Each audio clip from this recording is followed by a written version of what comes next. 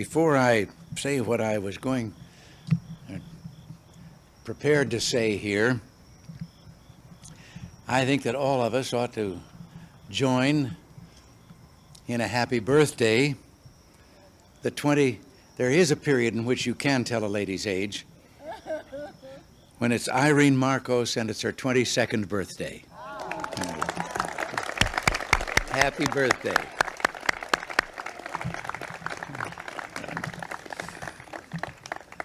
But tonight, we welcome old and good friends to the White House in a visit symbolic of the superb relationship between our two countries. It's a nostalgic occasion for us as well.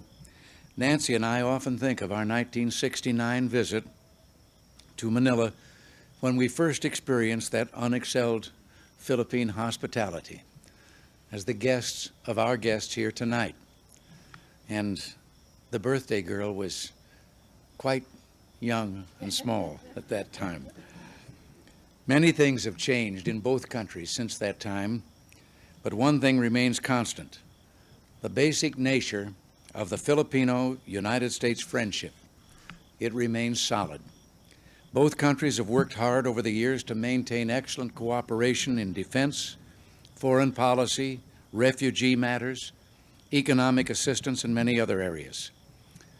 And I pledge to you, President Marcos, that the United States will do its share to strengthen those ties in the 1930s. In the 1980s. I've been doing a little reminiscing at the table, forgive me. That's my fault. Yes, 1930s was my first job. We value the friendship of the Republic of the Philippines for many reasons, Mr. President. Our intertwined histories during the first 50 years of this century left its imprint on your institutions of government, your educational system, and your public services, such as public health, and the widespread use of the English language as a result of that era. So is your flourishing free enterprise system. As important as our shared histories are our shared strategic interests, which span this entire century. In World War II, Filipinos and Americans fought and died together. And you yourself, Mr. President, played an unforgettably heroic part in that conflict. Coming out of that war, your generation and mine fully understood the need for collective security arrangements. Unfortunately, some of today's young people, blessed by decades of relative peace, may not have this understanding. I think it's our duty to impart our historical experience to them. Today, a strong defense alliance is a major factor in contributing to the security of the Philippines and to the maintenance of peace and security in Asia. With the next review of the military bases agreement, which begins in 1983, we shall continue to modernize our security relationship to best serve our mutual security interests. Both of our economies depend on vigorous trade and investment. These ties remain strong, and your presence in Washington, Mr. President, has enabled us to conclude several outstanding economic matters. President Marcos, we have accomplished a great deal together over the years. We will all do more in the years to come. Common determination to achieve a better life doesn't mean that we need to be alike.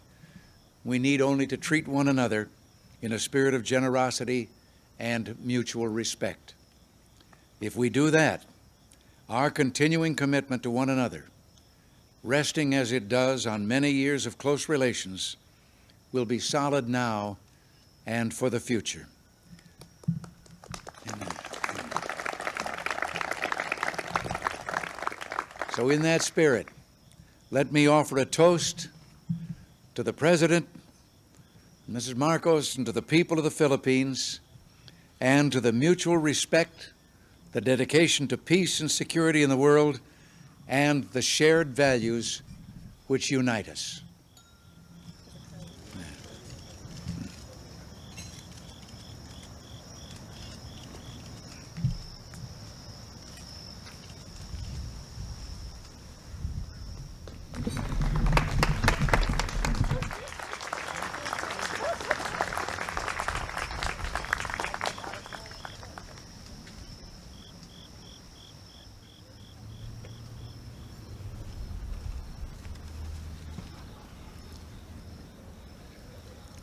Mr. President and Mrs. Reagan, distinguished guests, my friends, I feel I must pay tribute to this elegant and fairy-like party and dinner, which has reminded me too much not only of home, but of some dreamland at home. A tribute to the taste and sense of beauty, to perhaps primarily not only to President Reagan, but Mrs. Reagan, for this lovely party, which I shall always remember as the Firefly Party in the White House. You do us great honor with this dinner. Allow me to extend the gratitude of 50 million people in the Republic of the Philippines, Mrs. Marcos and myself, for this hospitality and this generosity. Certainly, we will be unable to reciprocate this beautiful event. You even had the songs all prepared, including a Philippine song. That's a favorite of the First Lady of the Philippines, Dahil Sa'yo, which means because of you. Because of you I love, because of you I live, and because of you I am what I am. And then you had the other theme song, which was a favorite of both President Reagan and the other president.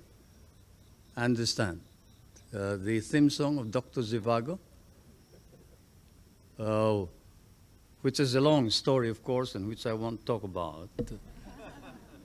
It happens to be one of our theme songs because it was sung in one of what threatened to be a tragedy, but which did not. And that's why we remember it.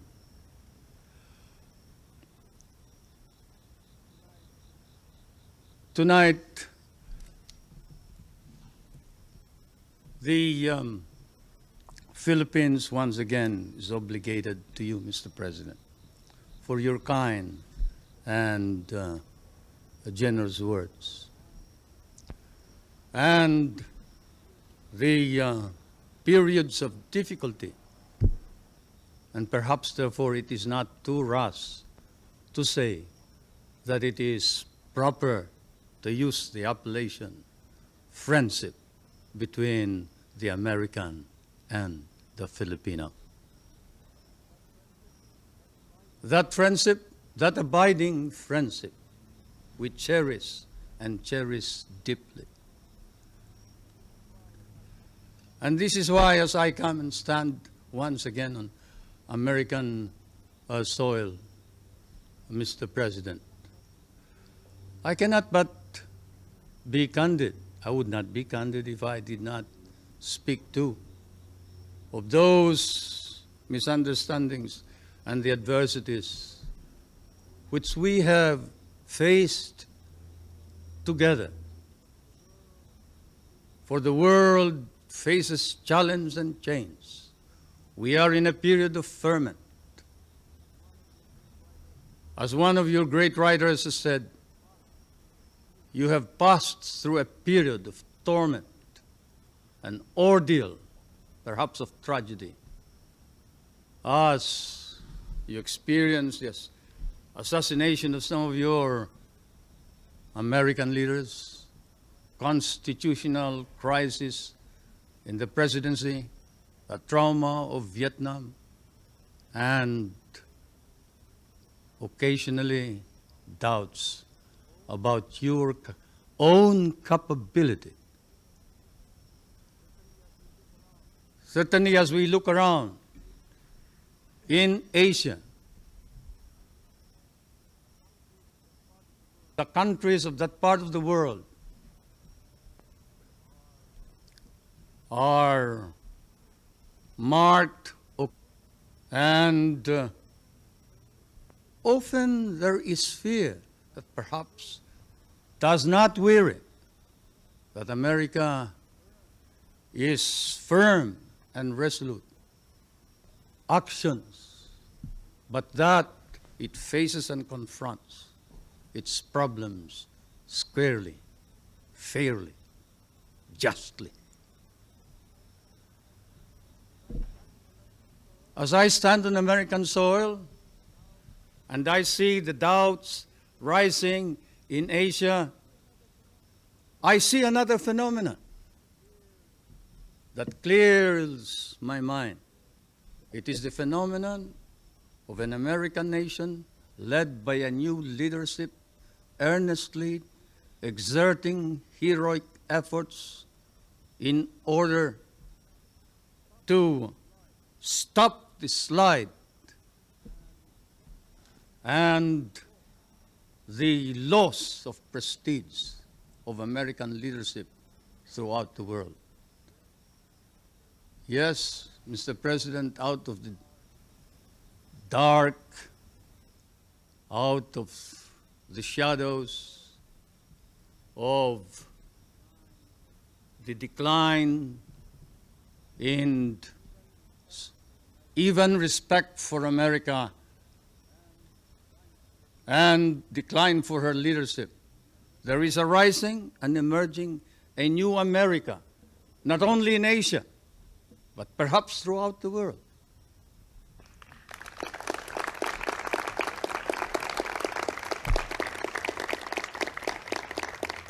The stakes are high, Mr. President. Let there be strength and greatness for the American nation, for only then can there be hope for us, the poorer nations, and let America reclaim her role, her historic place, and her historic relationship with the poorer nations of the world, the members of the third world, my world, for that is your rightful place, Mr. President. America, this strength and capability to reclaim her natural place and historic relationship with all the nations and with other nations, reestablish order in our anxious, troubled world. We pray for this, we hope for this. Not only the big nations, but especially the small ones. And so may I ask you to rise and join me to a toast to the continued health and success of the President of the United States, the prosperity and the strength of the American people, and the friendship of the peoples of the United States and the Philippines.